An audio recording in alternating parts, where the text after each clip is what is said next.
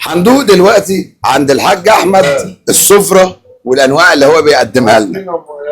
عندنا كفته، وعندنا ده اسمه ايه يا حاج؟ ده بطحال دي قرايش. اه ده ممبار، كفته، فشه. ان شاء الله الحاجات الحلوه دي. اجمل حاجه. ايه اللي بيحشي بقى الكلام ده؟ احنا اللي بنعمله هنا في المحل. احنا اللي بنعمله في المحل. طب ليه بيقولوا ان الاكل هنا اكل بيتي شويه؟ يعني تحس ان انت بتاكل اكل بيتي. بنعمل بضمير والله. كل حاجه بتتعمل بما يرضي الله، صح يعني.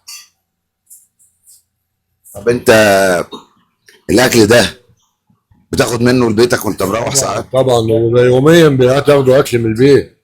لازم ياخدوا اكل من ده للبيت عندنا يوميا؟ طبعا بياكلوا.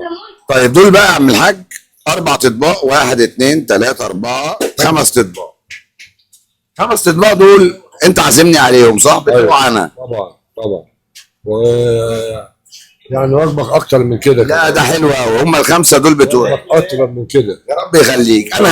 انا جاي، انا عايز اعمل حاجه خير وانت مش عارف تشارك معايا ولا لا. اتفضل. صح. ال5 اطباق دول 5 وجبات بالنسبه لي. ال5 دول معمولين لي انا، يعني هم خلاص بقوا بتوعي. انا مش هاكلهم، انا هطلعهم ل5 محتاجين، 5 غلابه، 5 من اهلي وحبايبي. هخليهم هنا يلفوا لي كل واحده من دول في طلب لواحد ماشي في الشارع، حبيب من حبايبنا، وهنطلعها لله.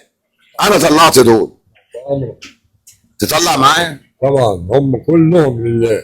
طب ما دول بتوع انا. لو تحت امرك اعمل لك غيرهم برضه. لا هتعمل زي ما انا هعمل. ماشي ماشي. هتعمل 5 طلبات تاني نطلعهم انا وانت. ماشي. هنقف انا وانت قدام المحل. ماشي. اي حد معدي من اهالينا طبعا. المحتاجين نطلعه له. طبعا. يبقى كده وجبك وصل، وكاني كلت وزياده، ومفيش كرم اكتر من الله كده. يبارك لك. الله يبارك لك. كل سنه وانت طيب وبخير، انت بالساعة والسلامة. وتعيش ونجيلك. ربنا يبارك. وكل سنه هنيجي نصور معاك ونعمل لله مع بعض الحسنه المستخبيه دي، تجاره رابحه مع ربنا هنعملها النهارده مع بعض. الحمد لله تحت امرك. ربنا يخليك لنا حاجه. ايوه ليك يا حماده. ربنا يخليك لي. بعد اذنك كده عايزين بعد اذنك دول نلفهم 5 وجبات، والحاج هيطلع معاه 5 وجبات، يبقى 10. تلف لي 10 شنط نوزعهم انا والحاج دلوقتي لله.